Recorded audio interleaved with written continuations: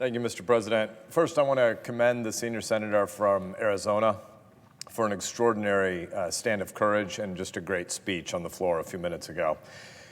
Mr. President, I rise today to defend the filibuster again from the latest round of attacks. I did this repeatedly in the last administration, earning the ire and frustration of a president of my own party over and over again as I defended the Senate's purpose and the supermajority requirements that forge a consensus in a big, broad, diverse continental nation.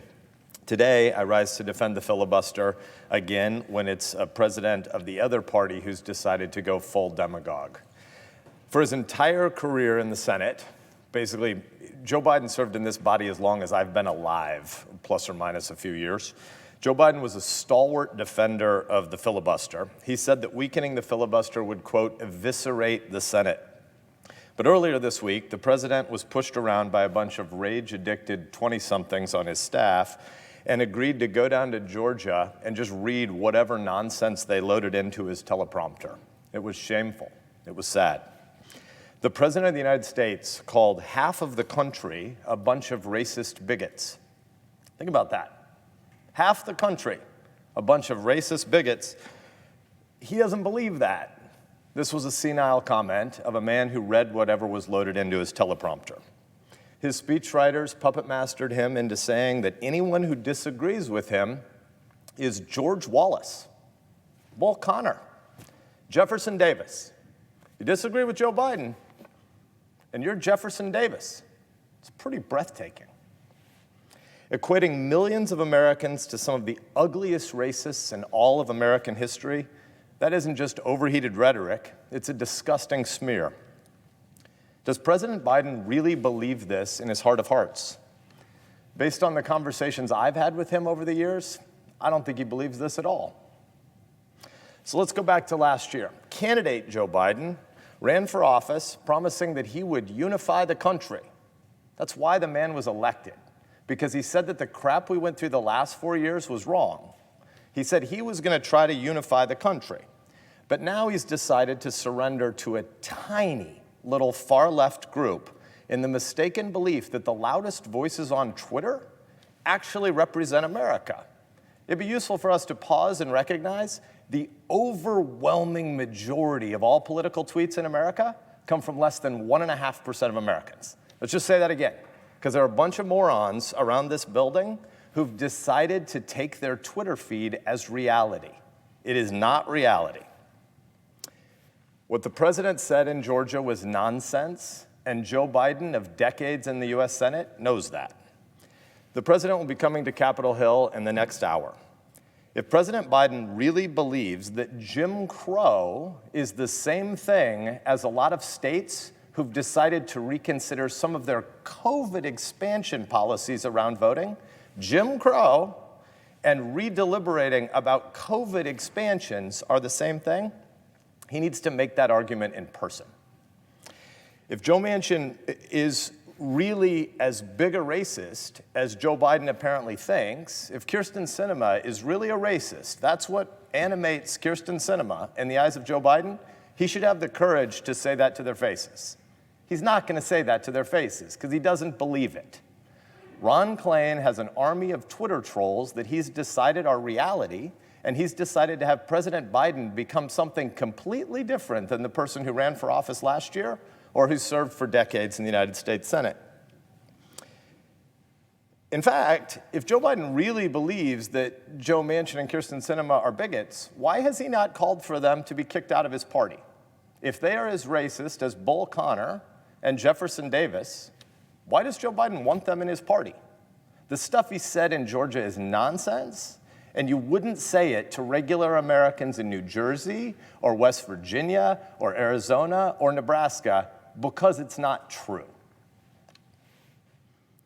In fact, if Joe Biden really believes that Lisa Murkowski is George Wallace, if Tim Scott is Bull Connor, if Susan Collins and I are Jefferson Davis, I hope he'd have the guts to come and say it to our faces.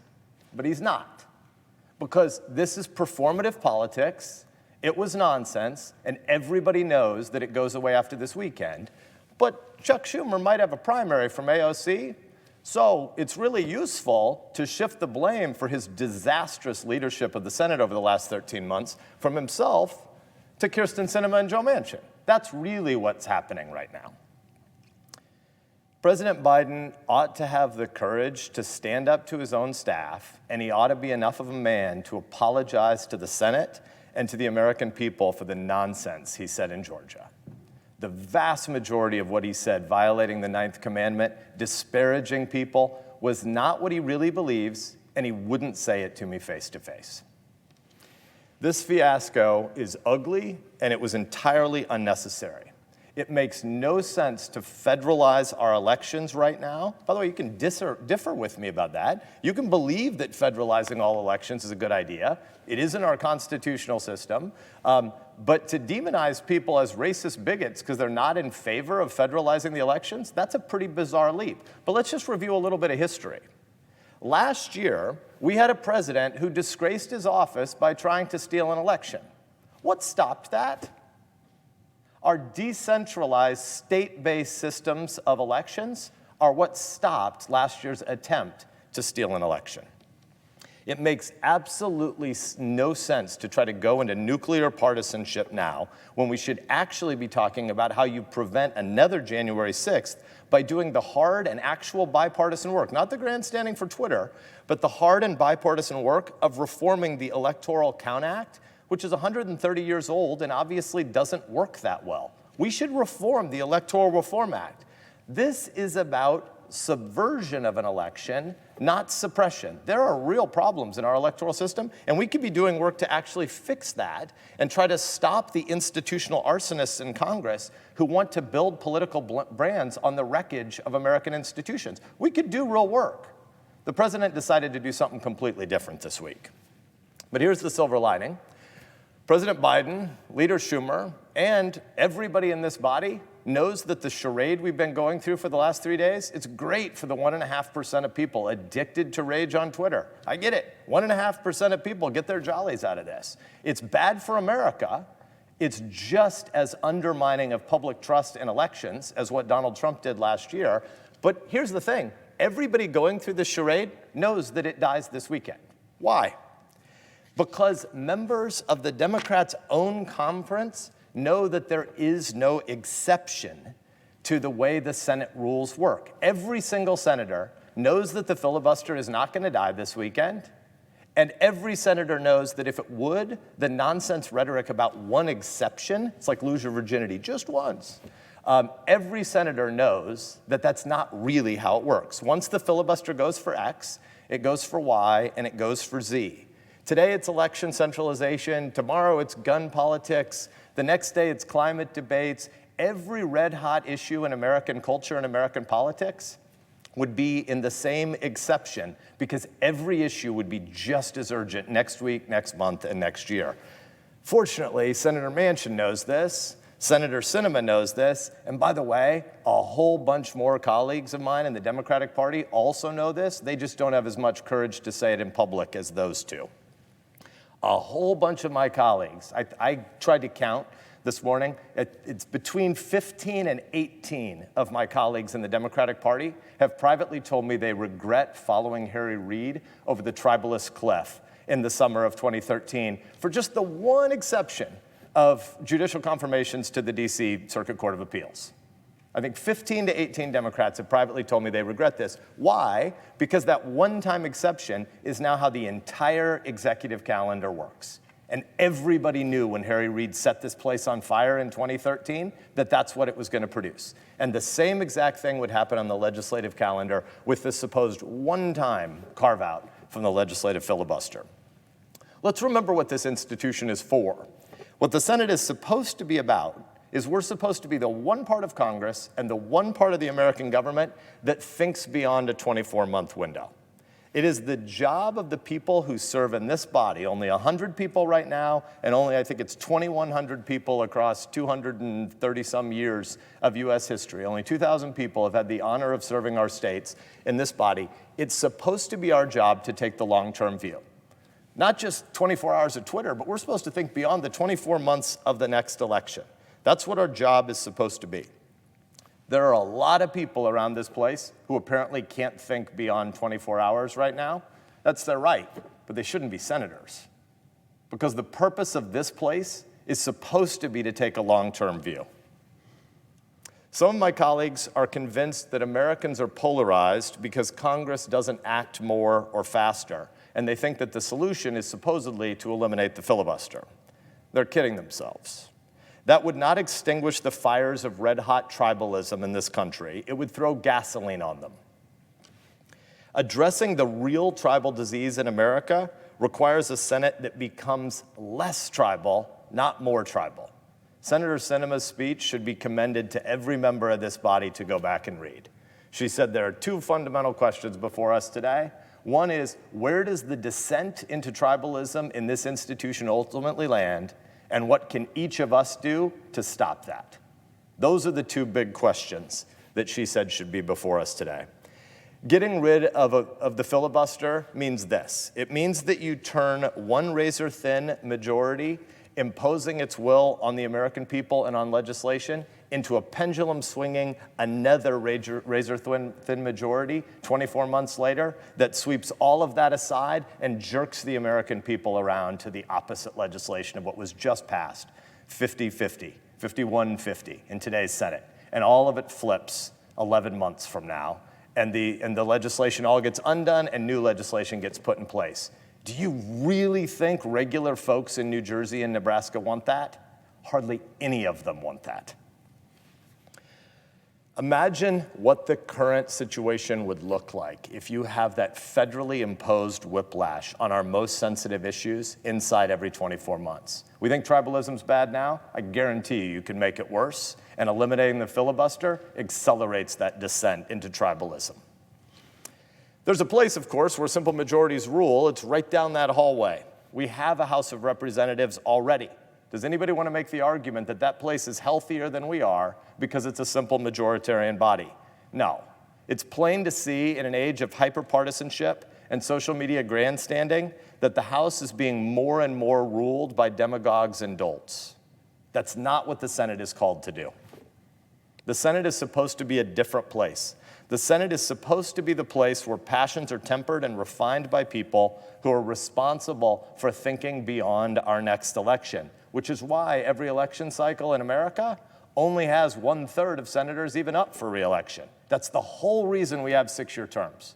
If I had my will, I could be king for a day and write some constitutional amendments and pass them. I'd have a single 12-year Senate term and everybody'd be out of here. A little bit longer than 6 years, but one term, no re-election, and get back to life, go back to serving in your community. If you get rid of the filibuster, you will turn the Senate into the House, and you will ensure that this body, too, ends up consumed by demagogues, conspiracists, and clowns. That's what will happen in this body. The American people don't have time for that crap. Nobody wants that. Americans don't want one-party rule by the Democrats or by the Republicans. Both of these parties are really crappy. The American people are not fans of these political parties. Getting rid of the filibuster means you don't have to try to talk to people on the other side of the aisle and get to a 60-vote threshold for legislation or a 67-vote threshold for rules changes. It means that one of these two terrible parties gets to do a lot more stuff a lot faster that will inevitably be incredibly unpopular with the American people. American people do not want revolution. They do not want fundamental change. What they want is competence. What they want is more honesty. What they want is less performative grandstanding. Institutions like the Senate provide frameworks and processes for competent, responsible self-government, for more honesty. We're not living up to it right now, but we could live down to something worse, and ending the filibuster would accelerate that. It would accelerate tribalism. It would accelerate people following senators into bathrooms, screaming at them, trying to bully them. It will not lead to more productive compromise legislation that tries to bring along a larger share of the American public. The rules and the norms of this place have been built up over a very long time, and they exist to discourage demagoguery. Putting cameras in every room we're in around here tries to undermine so much of what the Senate is about. I'm for lots of transparency. I'm for pen and pad reporters everywhere. But the cameras we've put in this place have encouraged so much demagoguery. That's so much of the problem of why we have so much tribalism here and tribalism more broadly in the country. And if you eliminate the filibuster, you accelerate all those most destructive short-term performative trends. You encourage more rank partisanship, and you discourage consensus, compromise, and collaboration. Friends, please do not, like the president did in Georgia this week, surrender to the angriest voices on social media in the mistaken belief that they reflect the majority of America. They don't. They reflect the majority of Twitter. Political Twitter is like the 9th most popular topic on Twitter. K-pop music is exponentially more popular on Twitter than politics. The share of Americans paying attention to political Twitter bounces around between 1/10 and 1/6, and something like 80% of all political tweets come from under 2% of the public. We should remind ourselves of that again and again and again, because there are people here who regularly mistake Twitter with reality and with the American public. We're called to serve the American public. We're not called to serve rage-addicted people on social media. Now, perhaps more than ever, it is our job to stop giving ear to political arsonists who would burn down our institutions and intensify our divisions. Now is the time for us to think together over the long term how we renew those institutions. The filibuster is a part of what can lead us to broader consensus, and eliminating the filibuster will accelerate the political arson around this place and across our land. Senate, we can do better. Thank you, Mr. President.